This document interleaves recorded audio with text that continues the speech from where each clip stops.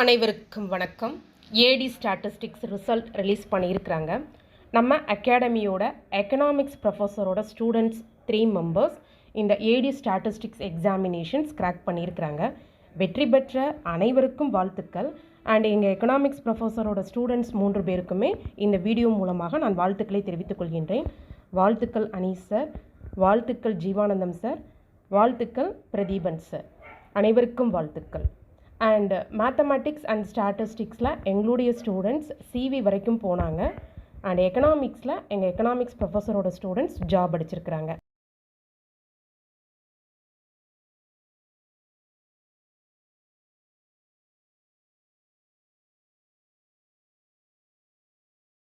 இந்த ordinal approach இப்பவே நான் 80% தான் டீச் பண்ணியிருக்கேன். இப்பவே நீங்க கன்வின்ஸ் ஆயிட்டீங்க, ஓகே கார்டினலை விட ஆர்டினல் தான் மச் பெட்டர் அப்படின்னு சொல்லி. இப்போ உங்களை 100% கன்வின்ஸ் பண்றதுக்காக நான் இன்னொரு டூலையும் இன்ட்ரடியூஸ் பண்றேன். சரிங்களா? வெறும் இன்டிஃபரன்ஸ் கர்வ் மட்டுமே இவங்க பயன்படுத்தி கன்சியூமர் பிஹேவியரை படிக்கல. யாரு? ஜேஆர் ஹீக்ஸ் அண்ட் ஆர்ஜேடி ஆலன் வெறும் இன்டிஃபரன்ஸ் கர்வ் மட்டுமே வச்சு படிச்சு கன்சியூமருடைய யூட்டிலிட்டி அனாலிசிஸ் அவங்க படிக்கல. அதுக்கும் ஒரு படி மேல போய் they have applied one more tool that is called as a budget constraint or price line. சரிங்களா? ஆர் பட்ஜெட் கன்ஸ்ட்ரெயின்ட் சொல்லலாம், பட்ஜெட் லைன் சொல்லலாம், இல்ல பிரைஸ் லைன் சொல்லலாம். சரிங்களா? இது என்னன்னு சொல்றேன். இதையும் படிச்சதுக்கு அப்புறம் தான் உங்களுக்கு அந்த ஆர்டினல் அப்ரோச்சோடைய ஃபுல் ஷேப் கிடைக்கும். சரிங்களா? இப்போ வரைக்கும் நம்ம 80% தான் கவர் பண்ணியிருக்கோம். இந்த இதையும் படிச்சாதான் நமக்கு 100% கவர் ஆகும். சரி, அப்போ புதுசா ஒரு டூலை இன்ட்ரடியூஸ் பண்றேன் நான். இந்த டூலை இன்ட்ரடியூஸ் பண்றதுக்கு முன்னாடி I would like to take a small இது. சரிங்களா? இப்போ for an example I will take my own example. நான் சிவில் சர்வீஸ் எக்ஸாம் பாஸ் ஆயிட்டேன்னு வச்சுக்கோங்க. அப்போ my mom and dad are taking me to ஒரு பையன் குரூப் 1 சர்வீஸ் பாஸ் ஆயிருக்கான், போயிட்டு நல்லா உனக்கு நல்ல சூப்பரா ட்ரெஸ் எடுத்து கொடுக்கலாம் அப்படின்னு சொல்லி கடைக்கு கூட்டு போறாங்க. அப்போ ட்ரௌசர்ஸ், ஷர்ட் அப்படின்னு நிறைய பிராண்டடா எடுக்கிறேன் நான். அப்போ டக்குன்னு எங்க அப்பா சொல்றாங்க, டேய் அது நீ ஐஏஎஸ் ஆயிட்டு பிறகு வாங்கிக்கோட, இப்ப நான் ஒரு ரிட்டையர்ட் டீச்சர் தான்டா, உனக்கு நான் 20,000 தான் தருவேன், 20,000க்குள்ள நீ ட்ரெஸ் எடுத்துக்கோ அப்படிங்கிறாங்க. அப்படி நம்ம எல்லாருக்குமே மளிகை கடைக்கு போனாலும் சரி, நம்ம ஷாப்பிங் போனாலும் சரி, தீபாவளி ஷாப்பிங், பொங்கல் ஷாப்பிங் போனாலும் சரி, கிறிஸ்மஸ் ஷாப்பிங் போனாலும் சரி, நம்ம ப்ரொவிஷன்ஸ் வாங்க காய்கறிக்கு போனாலும் சரி, நம்ம பர்ஸ்லயும் நம்மளுடைய அக்கௌண்ட்லயும் இந்த இன்கம்ங்கிறது ஒரு கன்ஸ்ட்ரெயின் இருந்துகிட்டே இருக்குமா? இவ்வளவுதான் பட்ஜெட் அப்படின்னு சொல்லி ஒரு கன்ஸ்ட்ரெயின் வச்சிருப்போமா? காய்கறி வாங்குறதுக்கு இந்த வாரத்துக்கு ஒரு 500 ரூபா இல்ல 200 ரூபா போதும் அப்படின்னு நம்ம நினைப்போமா?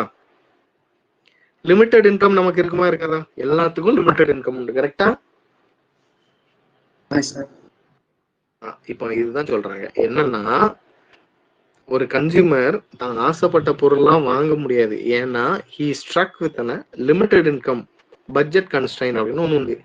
இதுதான் இங்க ரெண்டாவது பாயிண்ட். இங்க நான் உங்களுக்கு சொல்லியிருப்பேன் நான். பாருங்க, கன்சியூமரோட ப்ரிஃபரன்ஸை பத்தி படிச்சோம். அடுத்தது பட்ஜெட் கன்ஸ்ட்ரெயின்ட் பத்தி பார்க்கணும். இப்போ everyone have their own limited income restriction. எல்லாருக்குமே உண்டு. சரிங்களா? everyone is not filled with the என்ன சொல்றது, அக்ஷய பாத்திரம் மாதிரி நம்மகிட்ட எதுவுமே கிடையாது. we all have a limited income criteria. அதை தான் இவங்க இன்ட்ரடியூஸ் பண்றாங்க. அதுக்கு அவங்க என்ன பேர் வைக்கிறாங்கன்னா budget constraint or price line or budget line அப்படிங்கிறாங்க. அப்போ இது என்ன சொல்றாங்கன்னு கேட்டீங்கன்னா, எனக்குன்னு ஒரு லிமிட்டட் இன்கம் இருக்கு. அந்த இன்கம்குள்ள நான் எவ்வளவு கேக் வாங்க போறேன், எவ்வளவு கட்லெட் வாங்க போறேன் அப்படிங்கிறது தான் முக்கியம். இப்போ 20,000 ரூபாய் கொடுத்துருக்காங்க. 20,000 ரூபாய்க்கு நான் ஷர்ட் மட்டுமே வாங்கலாம், இல்ல 20,000 ரூபாய்க்கு நான் பேண்ட் மட்டுமே வாங்கலாம், இல்ல 20,000 ரூபாய்க்கு இல்ல எந்த காம்பினேஷன் ஆஃப் பேண்ட்டும் ஷர்ட்டும் வாங்கலாம். கரெக்டா? ஆமாவா இல்லையா? அப்போ என்ன சொல்றாங்கன்னு கேட்டீங்கன்னா, இன்டிஃபரன்ஸ்க்கு தான் ஆக்சஸை டச் பண்ணக்கூடாது. சரிங்களா? ஆனா பட்ஜெட் லைன் டச் பண்ணலாம். இது ஒரு எக்ஸப்ஷனல் கேஸ். அகைன் சொல்றாங்க, உங்களுக்கு இன்டிஃபரன்ஸ்க்கு நான் என்ன சொன்னேன்? ஆக்சஸை டச் பண்ணக்கூடாதுன்னு சொன்னா ஆமாவா இல்லையா? நான் ஒரு ஹோம்வொர்க் சொல்றேன், பார்த்துட்டு வருவீங்களா? நாளைக்கு கிளாஸ் ஸ்டார்ட் பண்றதுக்கு முன்னாடி கேட்பேன், சொல்லுவீங்களா? ஓகே சார், சொல்லுங்க சார். ஓகே, இன்டிஃபரன்ஸ் கர்வ்ல போட்டு கார்னர் சொல்யூஷன் அப்படின்னு என்னன்னு நாளைக்கு பார்த்துட்டு வரணும். சரியா? இன்டிஃபரன்ஸ் கர்வ் சார் இல்ல corner solution with respect to indifference curve, corner solution போட்டு இன்டிஃபரன்ஸ் கர்வ் டைப் பண்ணிட்டு நாளைக்கு பார்த்துட்டு வரணும். படிச்சுட்டு வரணும். நாளைக்கு நான் கேட்பேன். சரிங்களா? ஓகே. Okay sir. ஓகே, சரி. இப்போ இந்த பிரைஸ் லைன்னா என்னன்னு தெரிஞ்சு வச்சுக்கோங்க. சரி, இது வந்து கிராஃபிக்கல் ரெப்ரசன்டேஷன். இதே கிராஃபிக்கல் ரெப்ரசன்டேஷனை உங்களுடைய லாங்குவேஜ்ல அல்ஜிபிரிக்கல் வெர்ஷன்ல எப்படி சொல்லலாம்னா, price of shirt or price of t-shirt into quantity of t-shirt I have purchased plus price of pant into quantity of pant I have purchased is equal to the total of 20,000 rupees. இப்படி எழுதலாமா? Sir இப்படி எழுதலாம்ல? இதே அல்ஜிபிரிக்கல் எக்ஸ்பிரஷனை தான் நான் கிராஃபிக்கலா இங்க வரைஞ்சிருக்கேன். சரிங்களா? அப்போ எனக்குன்னு கொடுத்தது 20,000 ரூபாய். இந்த 20,000 ரூபாயில எவ்வளவு குவான்டிட்டி ஆஃப் ஷர்ட் வாங்கியிருக்கேன், என்ன பிரைஸ்ல, எவ்வளவு குவான்டிட்டி ஆஃப் ட்ரௌசர்ஸ் வாங்கியிருக்கேன், என்ன பிரைஸ்ல, அப்படின்னு சொல்லி நான் இதை கிராஃபிக்கலா ரெப்ரசென்ட் பண்ணலாம். சரிங்களா? இதை நான் வந்து கிராஃபிக்கலா ரெப்ரசென்ட் பண்ணலாம், அல்ஜிபிரிக்கல் ஃபார்ம்லயும் ரெப்ரசென்ட் பண்ணலாம். அப்போ every one is struck with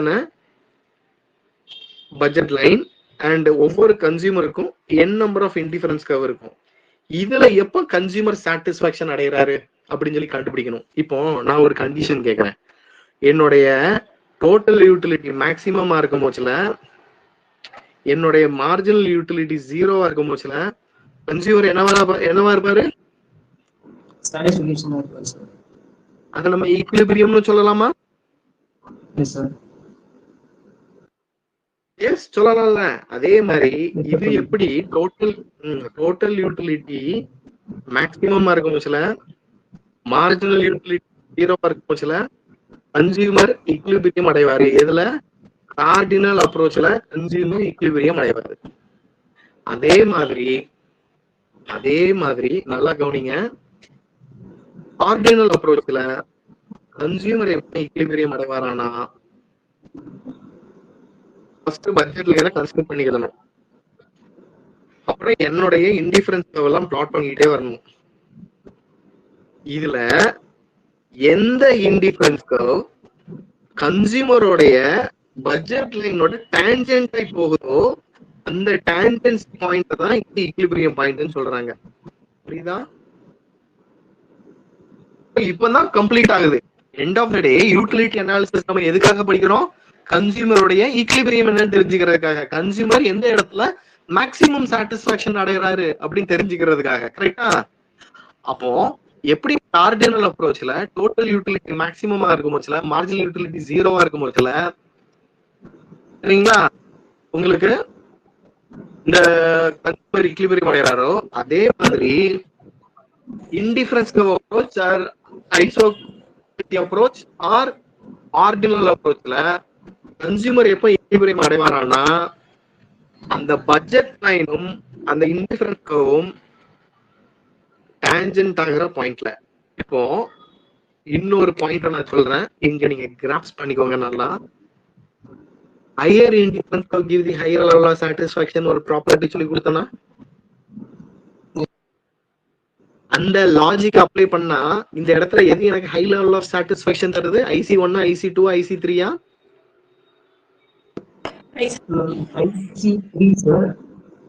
IC3. ஆனாலும் ஏன் அந்த பாயிண்ட் நான் ஈக்விலிபிரியம் பாயிண்டா எடுத்துக்கலன்னா அது என் பட்ஜெட்குள்ள இல்ல. கரெக்டா? அது ஏன் பட்ஜெட்குள்ள இல்ல. அப்போ even though IC3 is giving a maximum satisfaction for me, but that doesn't falls under my budget. ஆனா IC2 என்னோட பட்ஜெட்டோட துல்லியமா கனெக்ட் ஆகுது. கரெக்டா? என்னோட பட்ஜெட்டோட துல்லியமா கனெக்ட் ஆகுது. அப்ப இந்த பாயிண்ட் தான் நான் ஈக்விலிபிரியம் அடைகிறேன். இது வந்து எனக்கு கொடுத்த இன்கம்ல நான் கம்மியா தான் செலவு பண்ணிருக்கேன்னு அர்த்தம். நான் ஃபுல் பைசாவையும் செலவு பண்ணலன்னு அர்த்தம். IC1. IC2 தான் எனக்கு ஈக்விலிபிரியம் பாயிண்ட். IC3 வந்து என் பட்ஜெட்டுக்கும் மேல, அது என் லிமிட்ல இல்ல. இப்போ பட்ஜெட் லைன் இங்க ஷிஃப்ட் ஆகி இங்க வருதுன்னு வச்சுக்கோங்க. இப்போ எது எனக்கு equilibrium point? H sir, I mean IC3. அதுதான் என்னோட ஈக்லிபிரியம் பாயிண்ட். புரிஞ்சுதுங்களா? இப்போ இன்கம் லெவல் குறைஞ்சிருச்சு, அப்போ இங்க இங்க டான்ஜென்சி ஆகும். கரெக்டா? அப்போ எந்த இன்டிஃபரன்ஸ் கர்வ் என்னோட பட்ஜெட் லைனோட டான்ஜென்ட் ஆகுதோ அந்த இடத்துல தான் நான் கன்சியூமரோட ஈக்லிபிரியம் அட்டெண்ட் பண்ணணும்னு இன்டிஃபரன்ஸ் கர்வ் அப்ரோச் தெளிவா சொல்லுது. ஓகேவா? Okay sir. சரிங்க. அப்போ இப்போ உங்களுக்கு யூட்டிலிட்டி அனாலிசிஸ்ல 2 ஆஸ்பெக்டும் பார்த்தாச்சு. நல்லாவே ஓரளவு ஒரு ஆன்சர் பண்ற அளவுக்கு நம்ம இப்போ பார்த்தாச்சு. இப்போ நல்லா கவனிங்க,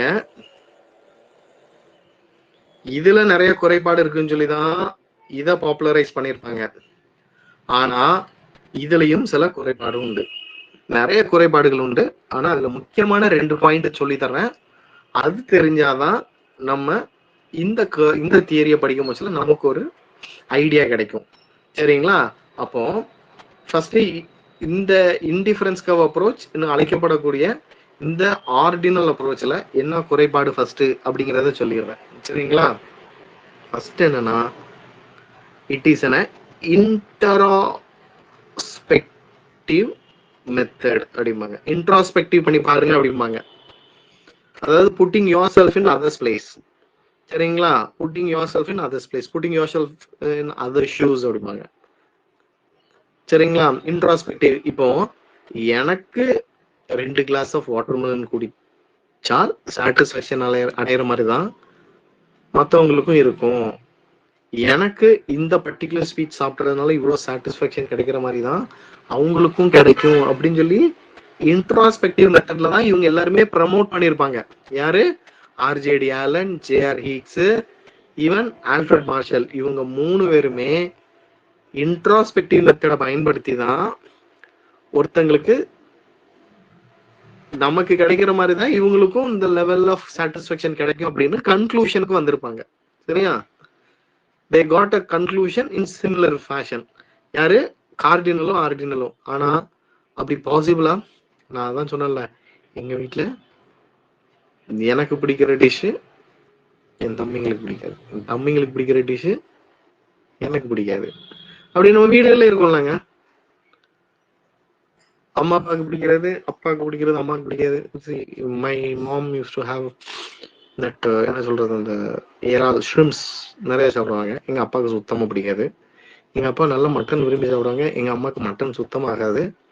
எங்க வீட்டுல நான் மட்டன் சாப்பிடுவேன், எனக்கு சிக்கன் சுத்தமா பிடிக்காது. என் தம்பிங்க 2 சிக்கன் தான் சாப்பிடுவாங்க. அப்ப ஒரே ஃபேமிலி தான். பட் ஆனா அப்ப எனக்கு மட்டன் சாப்பிட்டா இதே சாட்டிஸ்ஃபேக்ஷன் கிடைக்க மாட்டேதா அவங்களுக்கும் கிடைக்கும் அப்படின்னு என்னால கன்க்ளூஷன்ஸ் வர முடியாதுல்ல, அப்படி வரக்கூடாதுல்ல. ஆனா இவங்க 2 பேருமே என்ன பண்ணிருப்பாங்கன்னு கேட்டீங்கன்னா, கார்டினல் அப்ரோச்சும் ஆர்டினல் அப்ரோச்சும் they strongly believed in the introspective approach. ஒன்னு. இன்னொரு பெரிய டிராபேக் என்னன்னா, இன்டிஃபரன்ஸ் கர்வ்ல இந்த பாயிண்ட்ல நான் எங்க டச் பண்ணாலும் எனக்கு என்ன லெவல் ஆஃப் சாட்டிஸ்ஃபேக்ஷன் கிடைக்கும்? இங்க பாருங்க, இப்படி ஒரு இன்டிஃபரன்ஸ் கர்வ் வரைஞ்சிருக்கேன். இந்த பாயிண்ட், இந்த பாயிண்ட், இந்த பாயிண்ட், இந்த பாயிண்ட், இந்த பாயிண்ட், இந்த பாயிண்ட். இதுல எந்த பாயிண்ட்டை டச் பண்ணாலும் எனக்கு எந்த லெவல் ஆஃப் சாட்டிஸ்ஃபேக்ஷன் கிடைக்குமா?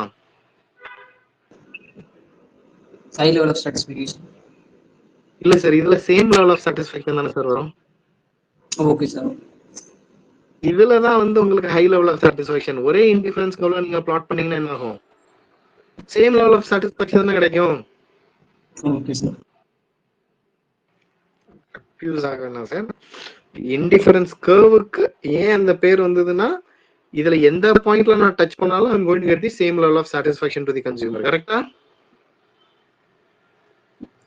அதனாலதான் இதுக்கு பேரே இன்டிஃபரன்ஸ் கர்வ்னு வந்தது. இதுல எந்த பாயிண்ட்ல டச் பண்ணாலும். அப்போ இது கிட்டத்தட்ட வீக் ஆர்டரிங் மாதிரியா? இதுல எது பெஸ்ட்னு சொல்ல முடியாதுல்ல. இங்க பாருங்களேன், இங்க பாருங்க. எஸ், இப்படி எடுத்துக்கோங்க. A B C D E F. இதுல எது உங்களுக்கு ஹை லெவல் ஆஃப் சாட்டிஸ்ஃபேக்ஷன் இருக்கு? எந்த பாயிண்ட்? எப்படி சார் சொல்ல முடியும்? இப்போ உங்களுக்கு தெரியுதா எப்படி சொல்ல முடியும்னு கேக்குறீங்கல்ல? ஏன்னா இது எல்லாமே சேம் லெவல் ஆஃப் சாட்டிஸ்ஃபேக்ஷன் தான் தரும்னு சொல்றீங்க.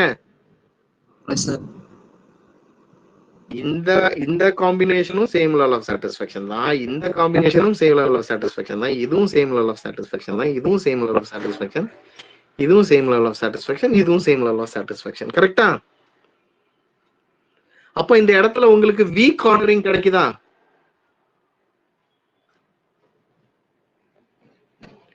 வீக் ஆர்டரிங் எது பெஸ்ட் எது ஒஸ்ட்னு என்னால அரேஞ்ச் பண்ண முடியலையா?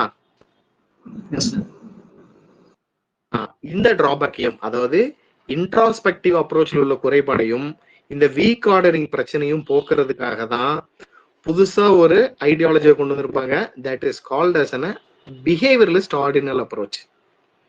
பிஹேவியரலிஸ்ட் ஆர்டினல் அப்ரோச். இந்த அப்ரோச்சை பாப்புலரைஸ் பண்ண பெருமை யாருக்கு வரும்னு கேட்டீங்கன்னா